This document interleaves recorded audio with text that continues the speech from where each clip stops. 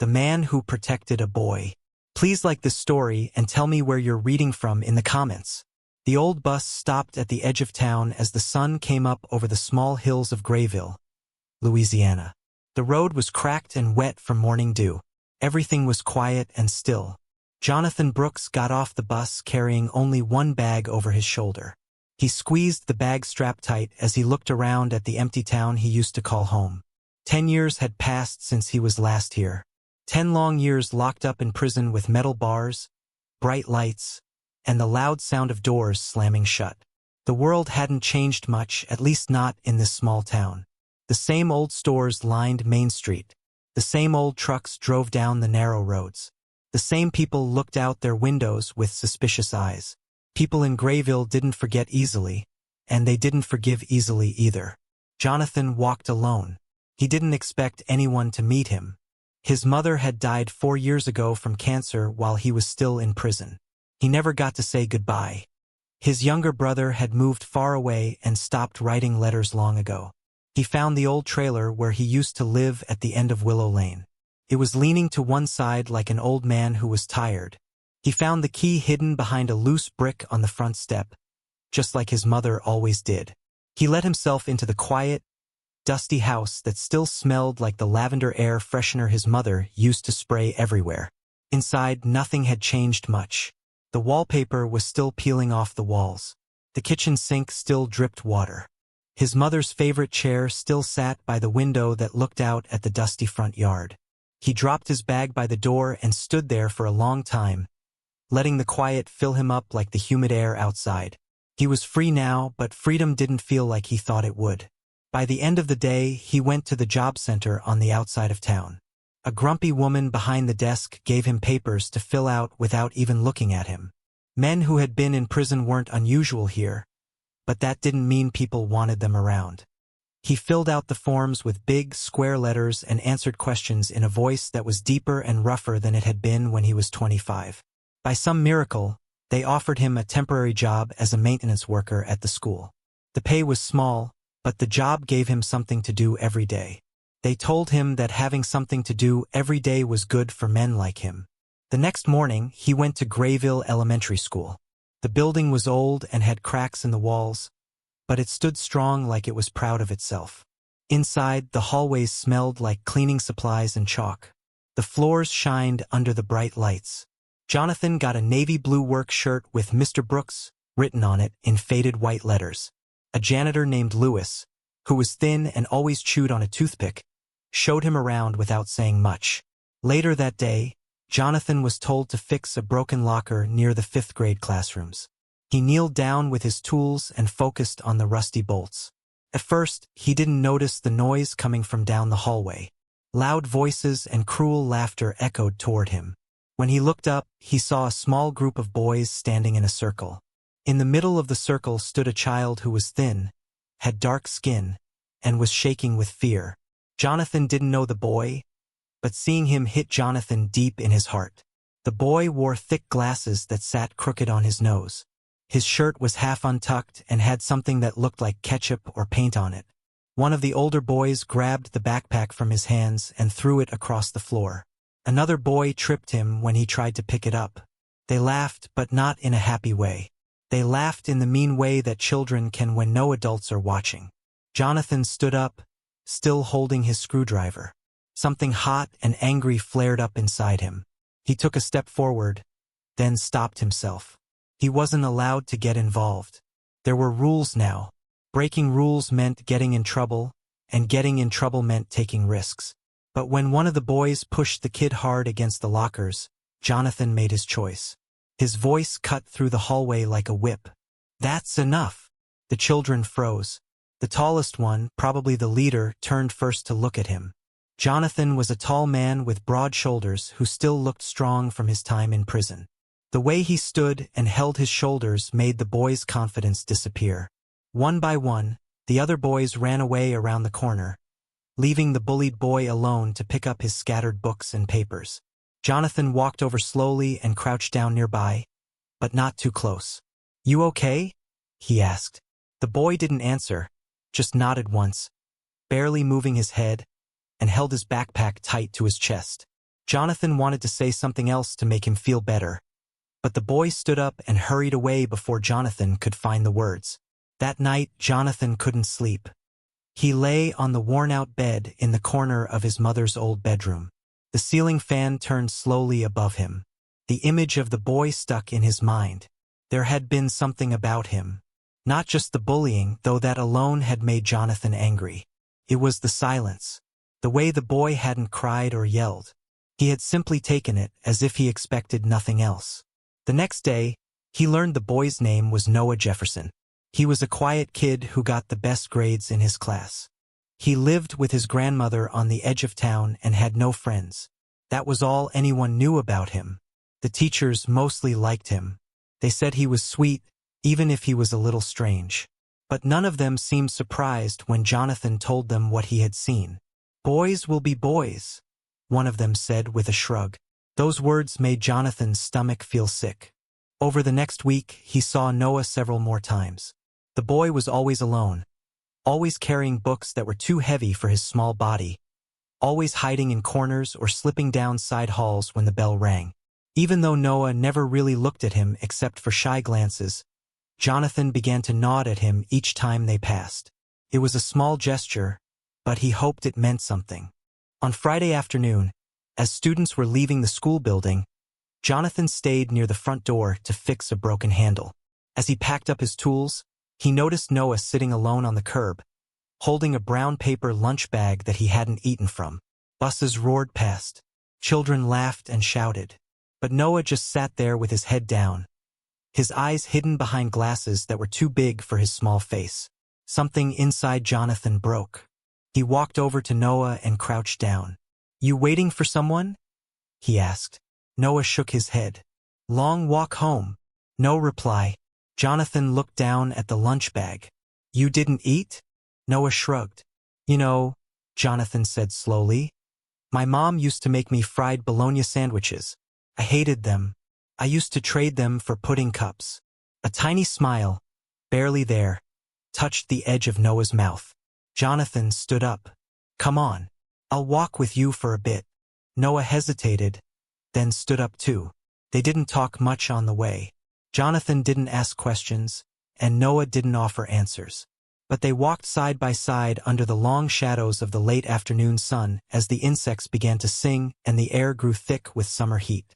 When they reached the corner near Willow Lane, Noah stopped. "My house is that way," he said quietly, pointing down a gravel path covered with weeds. Jonathan nodded. "All right, you get home safe." Noah paused. "Thank you." It was barely louder than a whisper, but it was enough. Jonathan watched him go, his small body disappearing into the shadows of the trees. Then he turned and walked home, the first real smile in years beginning to pull at the corners of his mouth. He didn't know what he was doing. He didn't know if it was right or smart or allowed. But he knew this. He had seen a child that everyone else had forgotten about, and for the first time in a long time, he didn't want to look away. Noah's world was small, but not by choice. His life was neatly divided between the walls of his grandmother's house and the far end of the school library. He moved in quiet patterns without laughter or friendship. The days blended together like ink and water, always the same soft hum of being alone. The same empty silence after the final school bell rang and the other kids disappeared in groups, laughing and running. Noah never ran. He walked, always alone, always looking down. His books hugged tightly to his chest like armor. Ella Jefferson had taken him in after her daughter died. Noah had only been 5 when the cancer took his mother. He was too young to remember the smell of the hospital room, but old enough to remember how quiet the house had become afterward. Ella was kind, strict, and tired in the way of someone who had already raised her children and thought her years of taking care of kids were behind her. Still, she made oatmeal in the mornings, kept the house clean, and read to Noah every night until he was old enough to read to himself. She didn't understand his love for the stars or his growing collection of dead insects, but she didn't stop him either. "You've got a brain," she would say. "That's something they can't take from you." Noah held onto that sentence like a rope in a river. The kids at school saw him as weird. He didn't play sports. He hated dodgeball and wouldn't run during recess. He liked books, thick ones with long, winding sentences and pictures of galaxies on the covers. He corrected teachers when they made mistakes. He asked too many questions. His voice was soft, and his eyes were too big behind the glasses he pushed up nervously every few minutes. He was different, and being different was dangerous in a place like Grayville. The bullying started early. First, it was whispers and stolen pencils. Then it got worse, cruel notes shoved into his locker, glue on his chair, trash thrown in his backpack. He never fought back. He simply took it, holding onto his notebooks and his quiet, private world of stars and leaves. Sometimes he wrote about it in his journals, filing his pain under carefully labeled entries as if writing it down could make it easier to handle. He never told Ella. She had enough to worry about: her medicine, the bills, her aching legs. Besides, Noah had already learned that some adults didn't listen, or worse, didn't care. It was on a Monday morning that he saw the tall man again, the one who had helped him the other week. Mr. Brooks, the janitor. Most adults looked at Noah the way people look at static on a TV, slightly annoyed, their eyes sliding past him. But Mr. Brooks looked directly at him. Not with pity, not even with curiosity, just calm attention. Noah had seen him near the broken lockers and once cleaning graffiti from the boys' bathroom. He didn't talk much, but when he did, his voice was deep and quiet like rolling thunder. That afternoon, Noah stayed near the school garden during recess, where few kids went. He knelt beside a patch of dying marigolds and traced the dry stems with his fingers. He liked plants. They didn't talk. They didn't laugh. They just grew, reaching for the sun even when no one noticed. He was drawing the outline of a wilted leaf in his notebook when Mr. Brooks walked by, pushing a squeaky cart full of cleaning supplies. Their eyes met briefly. Mr. Brooks gave a small nod. Noah, without thinking, reached into his backpack and pulled out a folded slip of paper. He hesitated, then stepped forward. "I read that book," he said, almost too quietly to hear. Mr. Brooks stopped. "Which one?" "The one about the baobab tree. You left it on the bench last week." Jonathan raised an eyebrow. "And it was interesting," Noah said. "They can hold thousands of gallons of water. Some can live more than 1,000 years. They're sometimes called trees of life." There was a pause. Then, to Noah's surprise, Mr. Brooks smiled. "You've got a good memory," he said. Noah shrugged. "I like learning about things." From that day, a quiet exchange began between them. They never sat and talked, not really. But Mr. Brooks would leave small things for him: an old science magazine, a page from a carpentry manual, once even a pocket field guide to southern birds. In return, Noah would leave notes in careful handwriting. "Thanks. The owl on page 12 has uneven ears for finding prey. That's cool." Or, "Did you know Venus spins the opposite direction of Earth?" It was a strange, careful dance of trust. No promises, no expectations. Just small gestures slowly building into something more. At home, Ella noticed the change. Noah came home less hunched over. He hummed under his breath when he washed dishes. He still didn't talk much about school, but there was something new in his eyes, something soft and hopeful. One evening after dinner, she handed him a warm slice of cornbread and sat down across from him at the kitchen table. Her movements were slow now. Her joints were stiff. Her blood sugar levels were getting harder to control, and her medicine left her tired most days. "You've been quieter than usual," she said. Noah looked up. "I'm always quiet." "I know, but this is a different kind. Not the sad kind." He hesitated. "There's a man at school. He fixes things. He gave me a book." Ella's eyes narrowed. "What kind of man?" "He works there. He's nice, I think. He likes trees too." She let out a breath. "All right, just be careful, baby." Noah didn't understand the warning, not really. But he nodded. That night, he looked out his window and wondered if Mr. Brooks liked the stars too. As the days passed, their quiet friendship grew. Mr. Brooks helped fix the broken lock on Noah's bike after school. He showed him how to adjust the gears and oil the chain. Noah listened carefully, asking quiet questions, his eyes moving from Jonathan's hands to the tools and back again. There was something calming about the older man's presence. Something steady. One afternoon, as they were working behind the school near the old storage shed, Jonathan spoke for the first time in a while. "You know," he said, wiping grease from his fingers, "when I was your age, I wanted to be an architect." Noah looked up, surprised. "Really?" "Yeah. Loved buildings, shapes. I used to draw bridges and towers on napkins. Got a scholarship too. But then—" He paused, his jaw tightening. Things got complicated. Noah didn't press, but that night he searched the library for books on architecture. A week later, he left one in Jonathan's toolbox with a sticky note. "Thought you might like this. Page 34 talks about suspension bridges. They're cool." Jonathan chuckled when he found it. "Kids got heart," he muttered. Not everyone approved of their connection. Mrs. Langley, the front office secretary, watched them with suspicion. She mentioned it to the principal, who called Jonathan in for a brief reminder about boundaries. "We appreciate your initiative," the principal had said, "but let's make sure we're keeping things strictly professional." Jonathan nodded, swallowing his frustration. Meanwhile, the boys who had bullied Noah grew bolder. They didn't like the attention he was getting. One of them pushed him into a locker after gym class. Another smeared jelly across his math textbook. Noah didn't say a word. He never did. But Mr. Brooks noticed the bruises. One day he stopped Noah before lunch. "You don't have to take it, you know?" Noah looked down. "They'll just do worse." Jonathan didn't argue. He knew that kind of thinking. He had lived it. That weekend, Jonathan passed by the bookstore on Main Street. His eyes caught on a display of field journals, thick, spiral-bound with sturdy covers. He bought one and tucked a note inside. "For your thoughts, or stars, or leaves, or whatever you want." On Monday, he slipped it into Noah's locker. Noah found it after third period.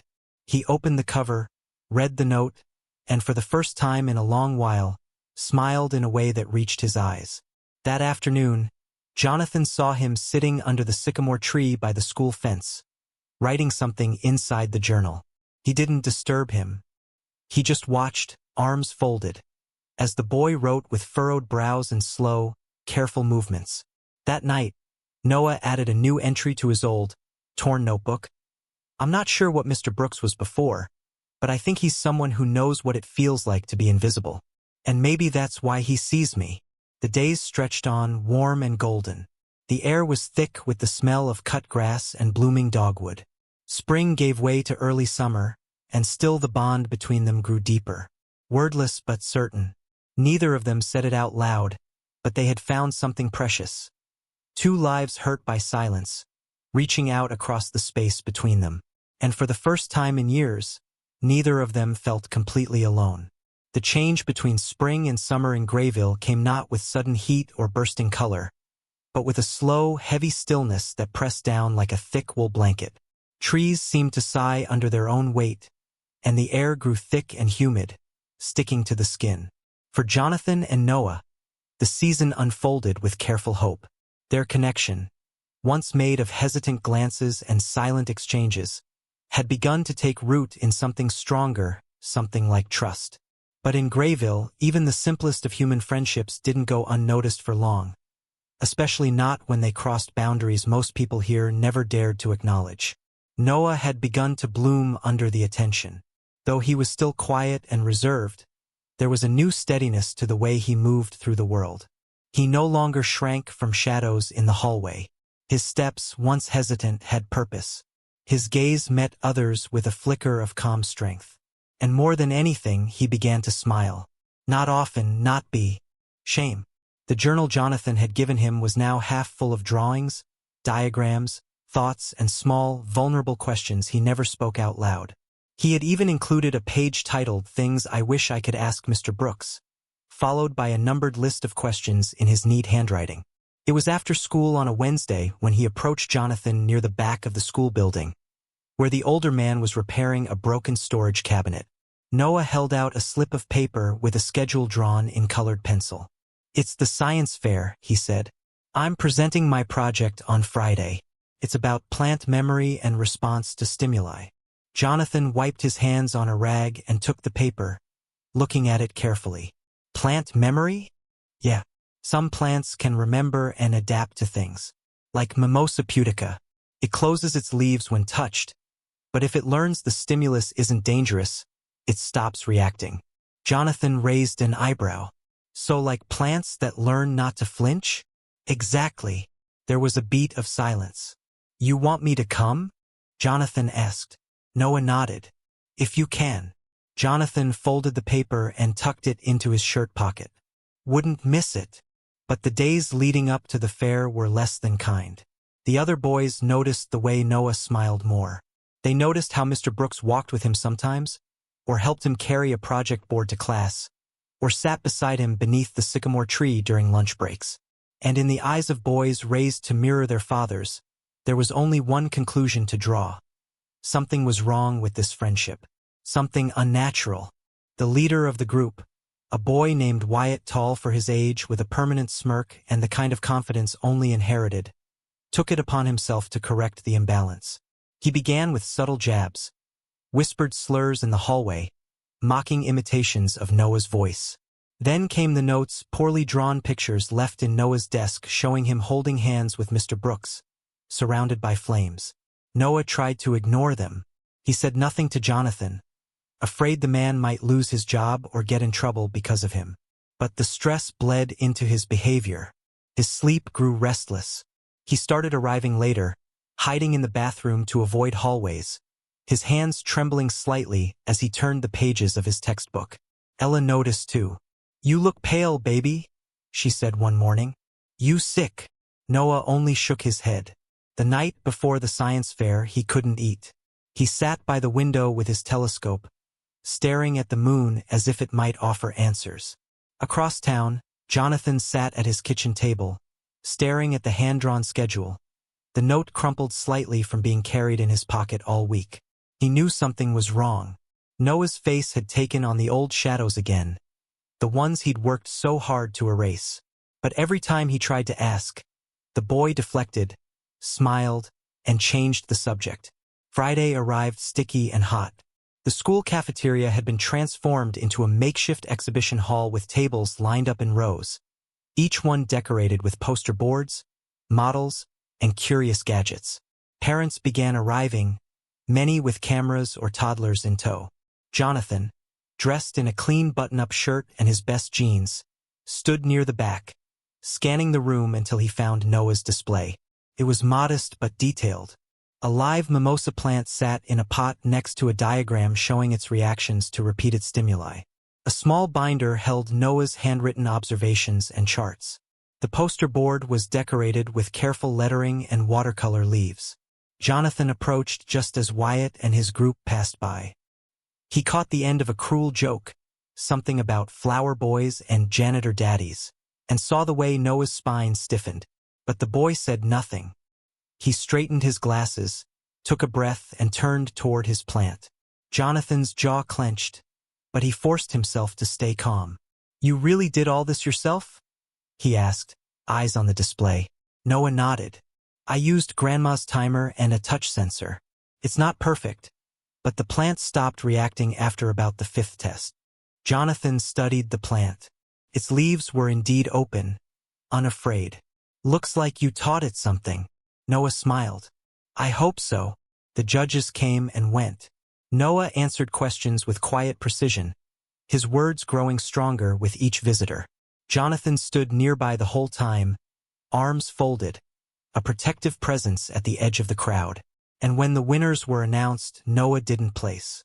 He smiled anyway. He hadn't expected to win. Just being seen had been enough. But not everyone saw him with the same eyes.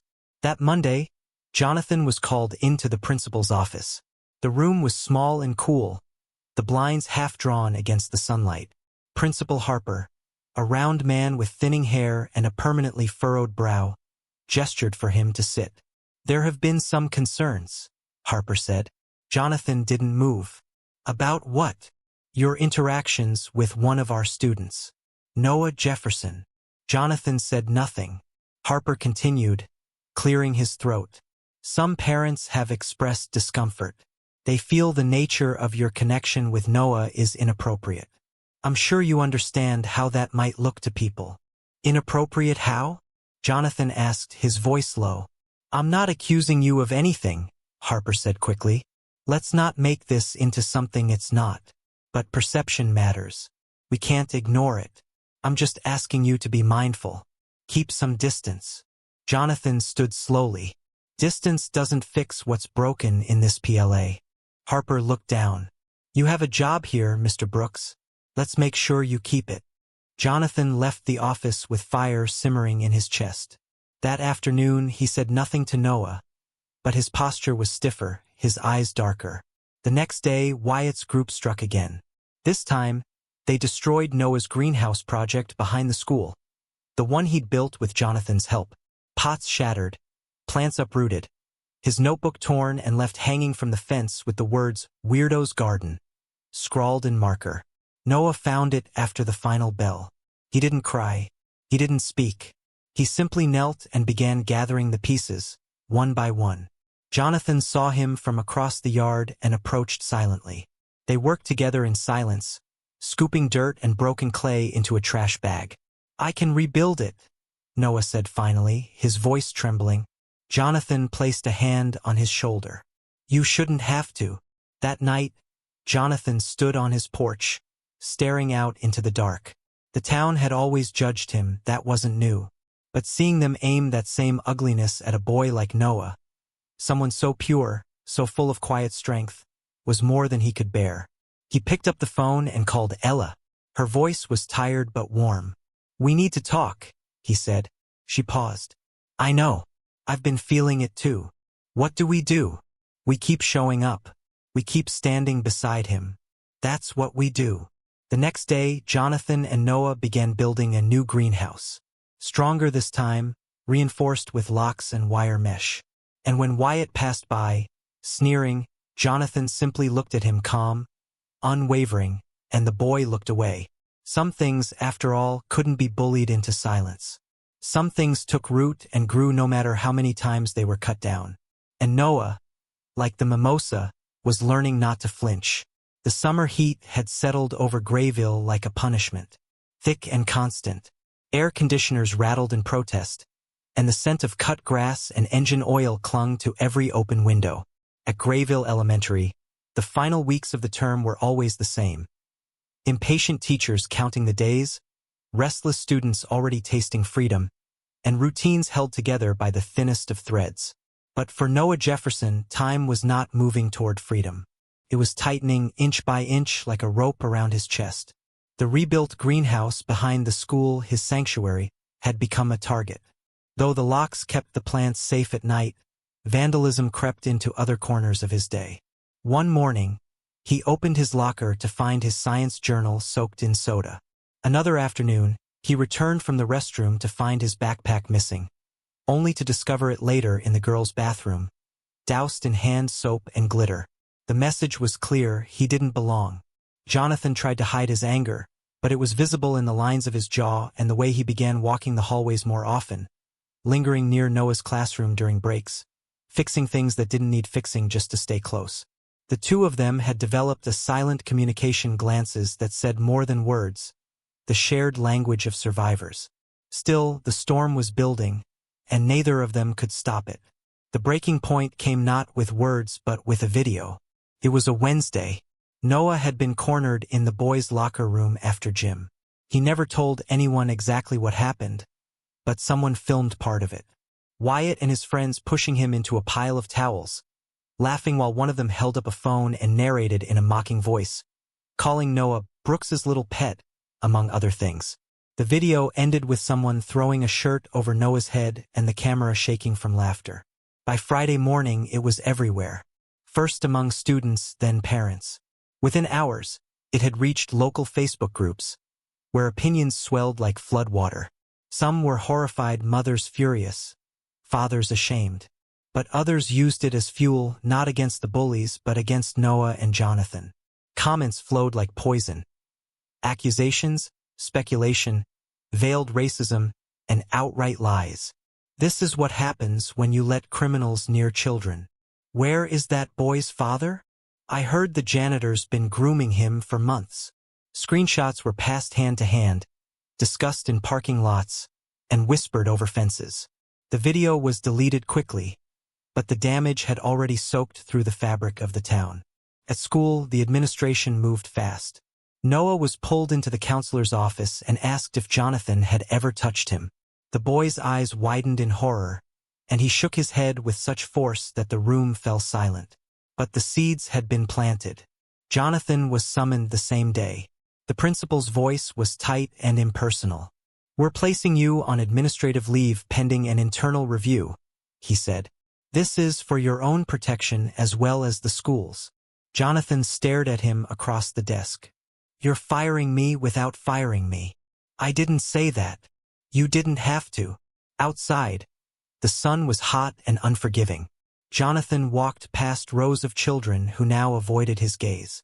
Some stared, some whispered, but just a few looked at him with wide, worried eyes. The children always knew more than the adults believed. Noah wasn't at school that day. He hadn't returned since the incident. His absence was its own kind of punishment. At home, Ella opened the door with trembling hands. Her voice was a whisper. "It's getting worse, Jonathan." "I know. He won't eat. He just sits in that room and draws. Won't even talk to me anymore."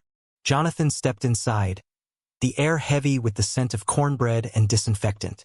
He found Noah in his room, curled on the floor beside a pile of books, sketching the planets on the back of a torn worksheet.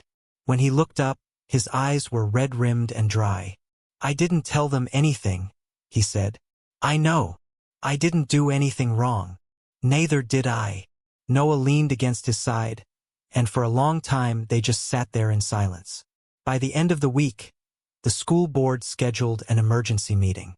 It was held in the gymnasium, hastily arranged folding chairs aligned in imperfect rows. Parents crowded the space, fanning themselves with printed agendas. On one side were those who believed in rules, in appearances, in control. On the other were those who had begun to question why a quiet boy and a former prisoner had become targets in the first place. Ella was there, seated in the front row, her cane resting beside her chair. She spoke when her name was called, her voice shaky but firm. "My grandson ain't never hurt a soul. He's bright and he's kind, and y'all keep trying to crush that out of him like he's a weed. But weeds grow back. Weeds survive." Some clapped. Others rolled their eyes. Then Jonathan spoke. He stood tall, shoulders squared, and told the truth about his past, about prison, about the boy who reminded him of himself, the boy who had given him a reason to be better. "I'm not asking you to forget who I was," he said. "I'm asking you to see who I am now, and to see him not as a problem or a burden, but as a child who deserves to feel safe, a child who deserves more than what you've given him." There was silence when he finished, the kind that settles after a thunderclap. The school board didn't reinstate him, but they didn't accuse him of anything either. The principal resigned 2 weeks later, citing health reasons. Still, the damage had been done. The next morning, Ella's blood sugar dropped dangerously low. Jonathan found her collapsed in the kitchen. At the hospital, the doctor said she'd had a mild stroke. "She needs rest," the nurse said gently. "She can't be the only caregiver anymore. That boy needs someone who can keep up." Jonathan sat beside her hospital bed. Noah curled into a chair nearby, clutching a blanket. "She's all I have," the boy whispered. "You've got me," Jonathan said. After Ella was released, she returned home under strict orders to rest. But she didn't last long. 3 days later, Noah woke to find her cold and still in her bed. He screamed so loud the neighbors heard. Jonathan arrived minutes later, dropping the groceries on the porch when he saw the front door ajar and Noah sitting on the steps, rocking back and forth. "I didn't know what to do," the boy sobbed. "I didn't know." Jonathan held him close, heartbroken. As the ambulance lights painted the yard red and blue, Ella's body was taken gently away. The house felt hollow without her, the walls echoing with the weight of her absence. At the funeral, only a handful of people came. A few teachers, an old friend from church. Noah sat in the front pew, his hands folded, his face blank. Jonathan sat beside him, his suit tight around his shoulders. Neither of them cried during the service, But afterward, as they stood by her grave, Noah clutched Jonathan's hand and wouldn't let go. That night, the state called. A woman from Child Protective Services, her voice clipped and efficient, informed Jonathan that Noah would be placed in temporary care until a permanent guardian could be found.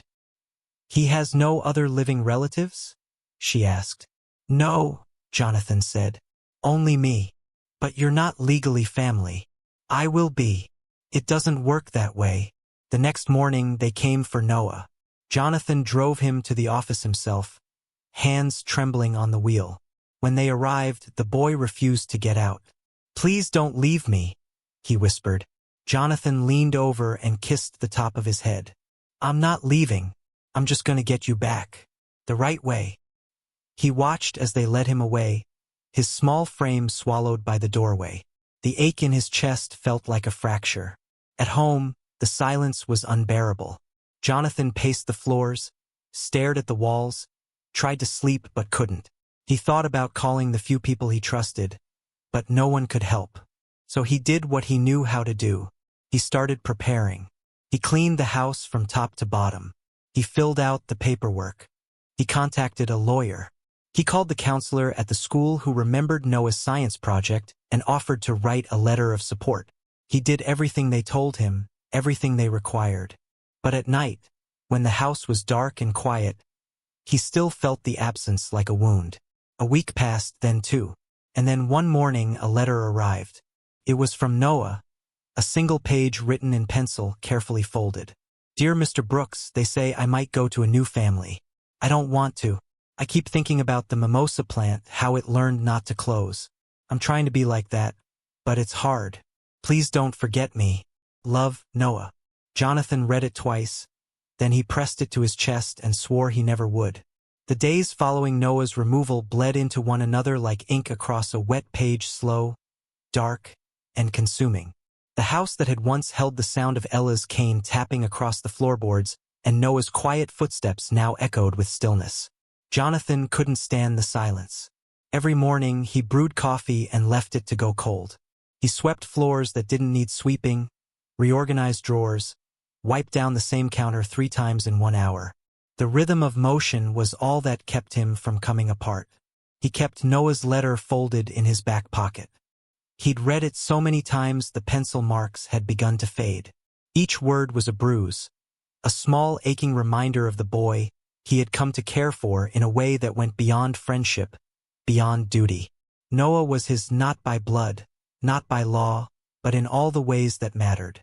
That first week, Jonathan drove to the Child Protective Services office every day. At first, they turned him away with polite words and professional smiles. "We're reviewing the case.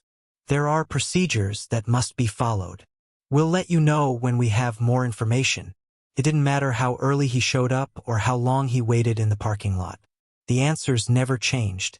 On the 7th day, he met with a woman named Patrice Granger, a senior caseworker with sharp eyes and a voice like gravel. She looked over his file with a deep crease between her eyebrows. "You're not a relative," she said, flipping a page. "No biological connection. No adoption papers. No formal guardianship arrangement with the grandmother before her passing." "I know," Jonathan said.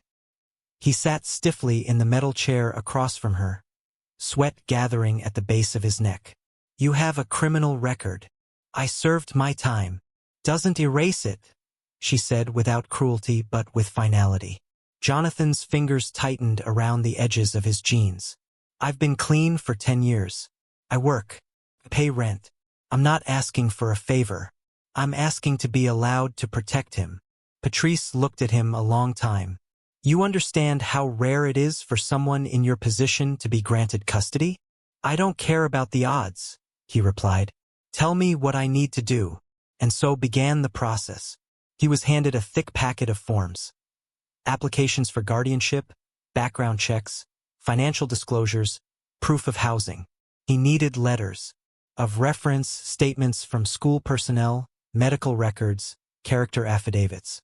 He needed to attend parenting classes, submit to home visits, and prepare for court. It was a mountain and Jonathan started climbing. The first person he called was Maggie Summers, the school counselor who had always treated Noah with gentle attention. She was surprised to hear from him but listened carefully as he explained the situation. "I'm trying to become his legal guardian," he said. "I know I don't look like the best option on paper, but I'm what he has." There was a long pause before she responded. "I'll write a letter." Next came the school janitor Lewis, who despite his grouchy demeanor had seen enough to know what kind of man Jonathan was trying to be. Then the pastor at the community church where Jonathan had only recently started attending in the back pew. Then the woman at the local diner who'd served them both breakfast on Saturdays. Slowly, painfully, a net of support began to form. Not wide, not deep, but real. He found a 2-bedroom rental on the other side of town, closer to the elementary school. It wasn't much linoleum floors, a leaky faucet in the kitchen, but it had a fenced yard and clean walls. He painted one of the bedrooms blue and filled it with a second-hand bookshelf, a small desk, and the telescope Noah had once adored. He took photos of the space and attached them to the application. Meanwhile, Noah remained in foster care. Jonathan wasn't allowed to see him, but once a week he received updates from Patrice. "He's eating. He's doing okay in school. He misses you." Each sentence was a heartbeat in the void. Then came the letter-writing day at school. Jonathan found out about it through Maggie, who sent him a photo of children seated at their desks, writing to family members or friends. Noah's letter wasn't shared, but Maggie said he'd spent more time on it than anyone else. "He drew a planet in the corner," she said. "It reminded him of you." That night, Jonathan sat at the kitchen table, staring at a sheet of lined paper. He wasn't allowed to write directly, but he needed to prepare for court. The hearing was scheduled for the end of the month. It would determine whether Noah stayed in the system or returned home. His home. The parenting classes were held on the second floor of a church in Monroe, 2 towns over. Twice a week, Jonathan sat in a folding chair among young mothers, overwhelmed couples, and one elderly man trying to raise his granddaughter after his son went to jail.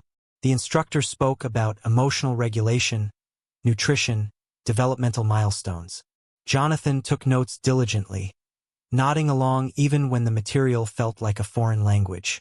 He didn't know the theory, but he knew Noah. He knew what scared him, what excited him, how his hands fidgeted when he was nervous, how his voice cracked when he tried to be brave. After class one night, he stood in the parking lot and looked up at the sky.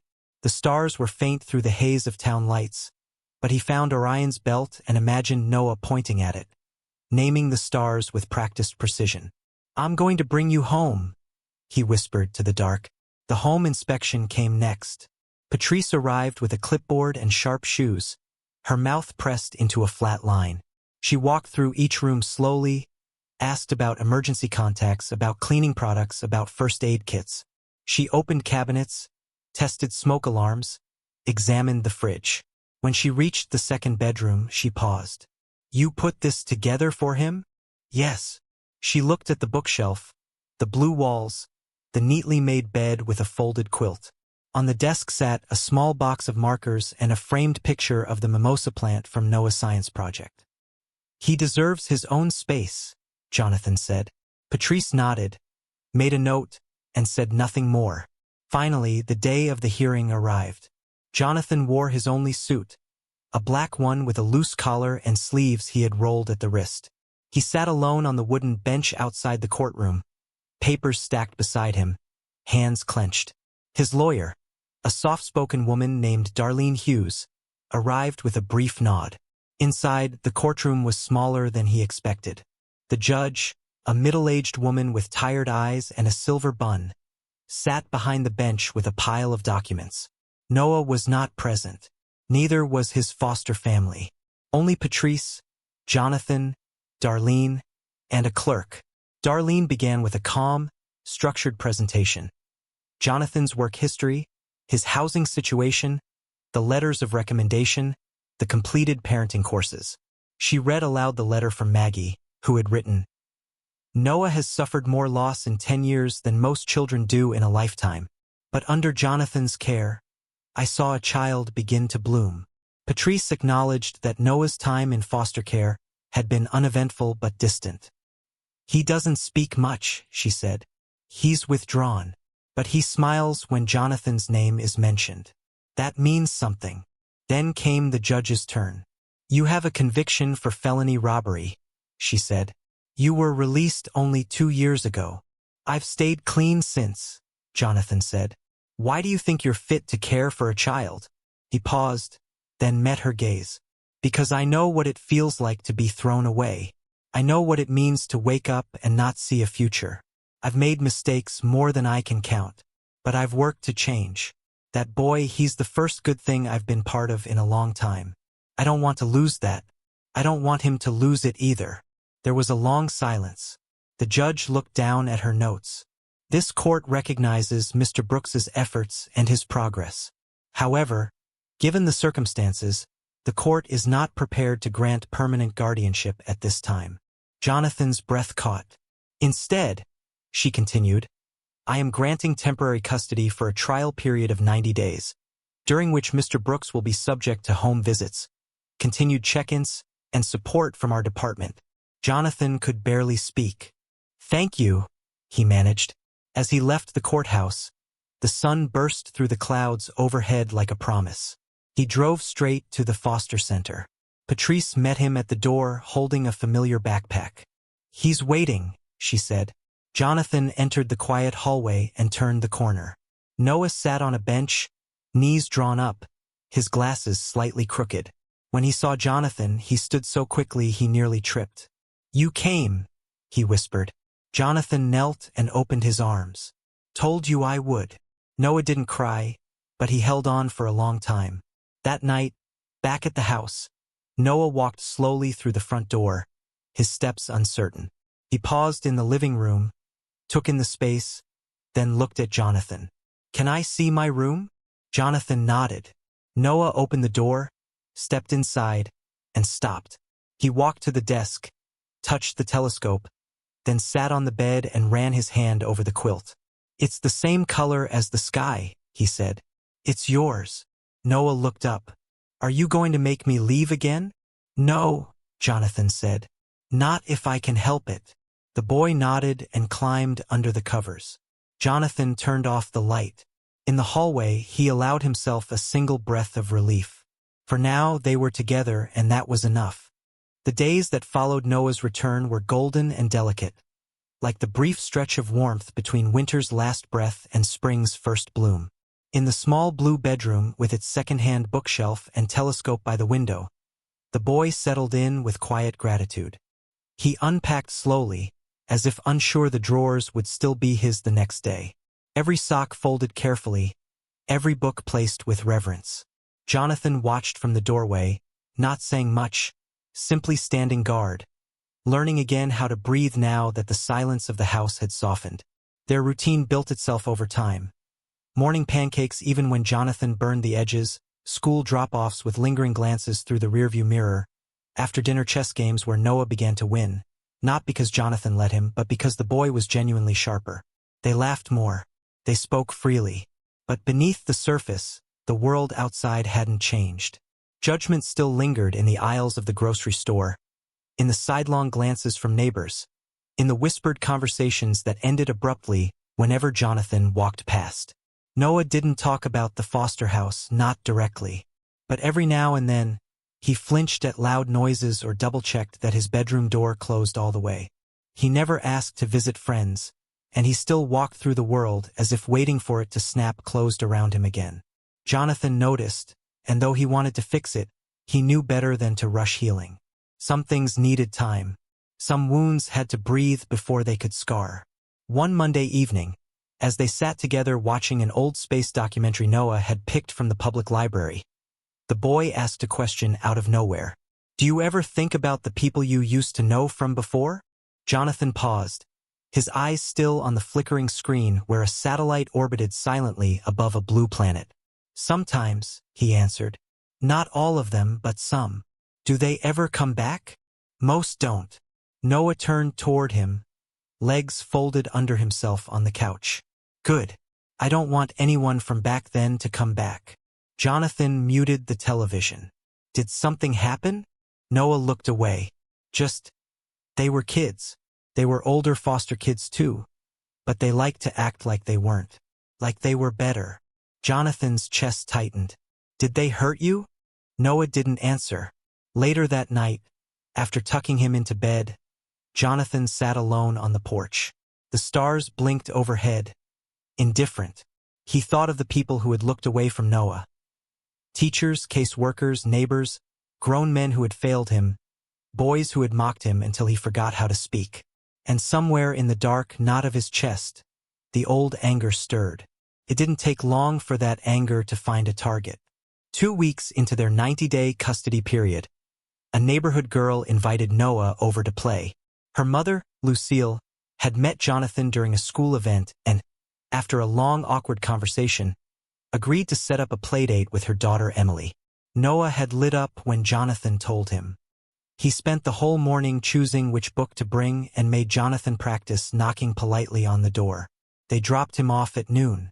By 5 o'clock, Jonathan returned to pick him up. The moment Noah stepped out of the house, Jonathan could tell something was wrong. The boy's smile was too tight, his arms wrapped around his torso like a shield. Lucille was behind him, flustered. There was a little incident, she said. Some older boys were visiting from across the street. It got a little out of hand. Jonathan knelt beside Noah. What happened? Noah didn't speak, but later that night, after the dishes were washed and the lights dimmed, he crept into Jonathan's room holding a makeup brush and a crumpled piece of paper. They said if I want to act like a girl, I should look like one, he whispered. Jonathan took the brush gently. The bristles were caked with cheap blush. The paper held a rough drawing of Noah in a dress, crying. Words scrawled beneath it made Jonathan's stomach lurch. Who did this? He asked. Noah shook his head. The next morning, Jonathan drove to Lucille's house. He parked across the street and waited. Within 10 minutes, a familiar figure emerged. Wyatt's older cousin, Daryl. Tall, cocky, and just old enough to be dangerous. He walked with a swagger Jonathan recognized from his own youth, the kind that dared the world to challenge him. Jonathan stepped out of the truck. Hey, he called. Daryl turned, smirking. Well, if it isn't the janitor. Jonathan walked up slowly. You touched that boy. What boy? Jonathan's voice dropped. Noah. Daryl laughed. Relax. We were just having fun. Kid acts like a princess, we treated him like one. Ain't our fault he can't take a joke. Jonathan's fist clenched. He hadn't hit anyone in years, but the temptation was immediate, visceral. You think this is a joke? He asked, stepping closer. Daryl's smirk widened. Come on, man. Don't go soft just 'cause you got yourself a pet. He ain't even yours. Jonathan's vision tunneled. Without thinking, he slammed Daryl into the side of the house, forearm pressed against his throat. Daryl choked, eyes wide, but still managed to sneer. There he is, he rasped. Knew the prison boy was still in there somewhere. Voices rose from inside the house. Someone shouted. Jonathan released him and stepped back, breathing hard. Daryl coughed, holding his neck, but didn't retaliate. Later that day, Maggie showed up at his door. I heard what happened, she said. Jonathan didn't deny it. I lost it. Violence won't fix this. I know. You're putting everything at risk. I know that too. They stood in silence for a long time. Then Maggie asked, Did Noah see it? No. Then fix it before he does. Jonathan nodded, jaw tight. He sat Noah down that evening and explained what happened without details, but with honesty. I lost my temper, he said. But that wasn't your fault. Noah looked down. Are they going to take me away again? No. I won't let them. The next day, they wrote a letter together to the fairy princess show. Noah had always dreamed of joining their fan club, but had never sent anything. Now, with Jonathan by his side, he found the courage. My name is Noah Jefferson, he wrote, carefully forming each letter. I love your show. I think Princess Penelope is brave and smart, and I want to be like her. Some people say boys can't like princesses, but I think that's silly because anyone can be kind. Anyone can be brave. Jonathan helped him fold the paper and seal the envelope. They mailed it together. That night, Just as the sun dipped below the horizon, a knock came at the door. Shelley, Noah's biological mother, stood on the porch. Thinner than Jonathan remembered. Her eyes were sunken and she swayed slightly where she stood. "I came for my son," she said. Jonathan blocked the doorway. "You're not taking him. He's mine. You abandoned him. I was sick. You still are." She tried to push past him, but he didn't budge. Noah appeared behind him, wide-eyed. "Mama!" Shelley's voice softened. "Hey, baby. I missed you." Noah didn't move. Jonathan turned. "You can visit. Supervised. But that's all. I want him back. Then get clean." She hesitated, then turned and walked away. That night, Noah cried for the first time in weeks. Jonathan held him until he fell asleep, whispering over and over that he wasn't going anywhere. The battle was far from over, but the foundation had been laid. Jonathan was no longer just a man trying to fix what was broken. He was a father, and fathers fought for their sons. The morning after Shelley's unexpected return, the house was quiet. Not the comforting kind of quiet that came from shared peace, but a heavy, unsettled one that clung to the walls like humidity. Jonathan sat at the kitchen table, fingers wrapped around a mug of coffee gone cold. Across the house, Noah still slept, curled beneath the same blue quilt that now carried more meaning than either of them had ever expected. The boy had cried himself into exhaustion the night before, holding on to Jonathan with a desperate grip that spoke of fear, confusion, and the unspeakable ache that came from being caught between the promise of safety and the echo of blood ties. Jonathan had barely slept. Every time he closed his eyes, he saw Shelley's face drawn, hollow, haunted. She hadn't come with a lawyer or paperwork or even a coherent plan, just with a claim rooted in biology and a desperation that made her dangerous. He didn't trust her, not just because of her past, but because of the way Noah had frozen at the sound of her voice. The way his body had recoiled as though the air itself had turned sour. It hadn't been a reunion. It had been an invasion. By mid-morning, Noah padded into the kitchen, rubbing his eyes and saying nothing. Jonathan poured him cereal, added milk, and slid the bowl across the table without a word. They ate in silence, the only sound the soft clink of the spoon. When Noah finally looked up, his voice was a whisper. "Do I have to go back with her?" Jonathan met his eyes. "Not if I have anything to do with it." Noah nodded, then looked back down at his cereal. He didn't finish it. Later that day, Jonathan called Maggie. She answered on the first ring, and he told her everything. Shelley's sudden appearance, her demand, the way Noah had withdrawn after. Maggie listened without interrupting, and when he finally stopped, she sighed. "She won't go quietly," she said. "I know. She might not be stable, but the courts have a soft spot for biological parents, especially mothers." Jonathan gritted his teeth. She left him for years. That may not matter. Did matter. It had to. Jonathan had spent months building a life for Noah, building trust, security, routine. He'd learned how to braid rope from YouTube so they could hang a tire swing. He'd memorized Noah's bedtime routine down to the precise angle he liked his reading lamp. He'd filled that house with books and patience and the kind of love that didn't demand anything in return. But love, he knew too well, wasn't always enough for the law. Over the next few days, Shelley began calling. Sometimes once, sometimes 10 times. She left voicemails, some angry, some tearful, some barely coherent. Jonathan never answered. He saved the messages, forwarded them to Maggie, and made notes of every interaction. He had to build a case, not against her, but for Noah, because he knew what Shelley didn't. That stability wasn't just a roof or a last name. It was the way Noah reached for Jonathan's hand during thunderstorms. The way he ran up the school steps without looking back because he knew Jonathan would be there after. The way he smiled, even shyly, when he came home and saw dinner waiting. But Shelley wasn't done. One morning, after dropping Noah off at school, Jonathan returned home to find the living room window shattered. Nothing was taken, but the implication was clear.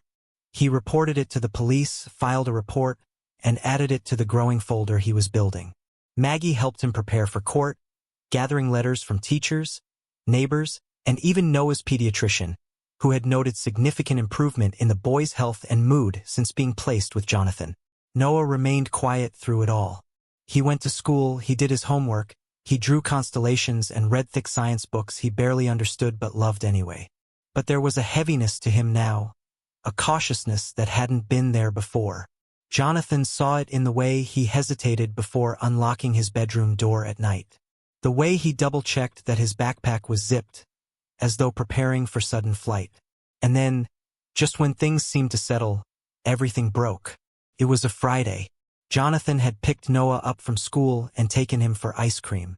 They were halfway home when a call came from Maggie, her voice tight and urgent. "She filed for emergency custody," she said. "They granted a temporary order.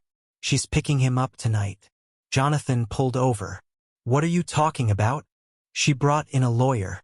Claimed she's completed a rehab program and has stable housing. I just found out. I'm sorry." "No," Jonathan said. "No.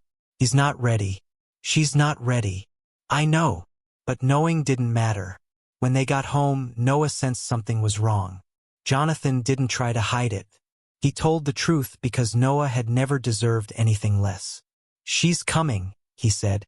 Noah's face crumpled. "I don't want to go." Jonathan knelt in front of him. "I know. I'm going to fight, but I can't stop her tonight." Tears filled Noah's eyes.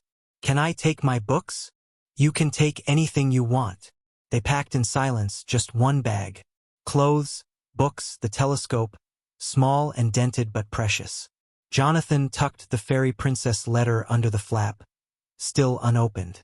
It had arrived 2 days ago, a pale pink envelope with glitter on the edges.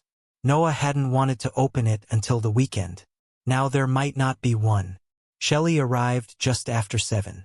Her eyes were clear, her posture confident. She brought a social worker and a court order. Jonathan didn't argue. He watched as Noah stepped outside, shoulders hunched, gaze fixed on the ground. Shelley knelt and opened her arms. Noah didn't move. She took his hand. He let her. "Jonathan," she said nothing. Not until they drove away. Then he went inside and shattered the mug Noah had made him for Father's Day. The house felt smaller now, every room echoing with the absence of small footsteps, of quiet humming, of whispered questions at bedtime. He sat in the kitchen for hours, listening to the clock tick and trying not to scream. The next morning he called Maggie. "She won't keep him," he said. "She might." "No. She doesn't know how." "You can't prove that." "Then I will." He drove to Shelley's new apartment, a rundown unit near the edge of town. He parked across the street and waited. An hour passed, then another. Around noon, he saw Noah step outside to take out the trash. His shoulders were hunched, his face pale. When Jonathan called his name, the boy ran to him. "She threw away my lunchbox," he said. "Jerry called me a disgrace." Jonathan's hands shook. "I want to come home," Noah whispered. "I'm going to fix it," Jonathan promised. Back in the car, he called Maggie, told her everything. She listened. Then she said what he was already thinking. "If you take him, it's kidnapping." "I don't care." "You should." But he didn't. That night, he went back, knocked on the door. Shelley answered, hair messy, eyes bloodshot. Jonathan didn't wait. "I want you to sign custody over to me." She laughed. "Why would I do that?" "Because you're hurting him. I'm his mother. You're an addict. You're unstable, and you know it." She stepped forward. "You think you're better than me? You think just because you cleaned up your mess, you get to take my son? I think I'm the only one who's been there." She shoved him. "Get out." He handed her the papers anyway. She ripped them in half. Jonathan walked away. The next morning, Child Protective Services took Noah again. Shelley had called them after the confrontation, claimed Jonathan had threatened her, that he was dangerous. It didn't matter that he hadn't touched her, that he hadn't raised his voice. The accusation was enough. He was arrested 2 hours later. They cuffed him in front of the house. Noah watched from the back seat of a government car, eyes wide, fists pressed to the window. "Don't let them take me," he cried. Jonathan looked back as they pulled away. In jail, the hours crawled. He didn't sleep, didn't eat. Then, 3 days later, Maggie appeared. She changed her statement. She said, "Told them you didn't threaten her, that you were trying to help." Jonathan stared at her. "The charges are being dropped. You'll be out tonight." He didn't believe it until they opened the cell. Outside, the air was sharp and cool. Maggie was waiting with her car. When they pulled into her driveway, Noah was on the porch. He ran to Jonathan, wrapped his arms around his waist, and wouldn't let go. Behind him, Shelley stepped out of the shadows. "I can't do it," she said. "I thought I could, but I can't." She looked at her son. "I love you, baby, but he's your home." Then she signed the papers. For good. 2 weeks later, Jonathan received a letter in the mail. It was from the Fairy Princess Club. Inside was a certificate printed in bright colors and glitter. "Welcome," it read, "to the bravest, kindest club in the world." Noah hung it on his wall, and for the first time in a long time, the house felt full again. If you enjoyed the story, don't forget to subscribe for more. Check out the next video and explore other stories.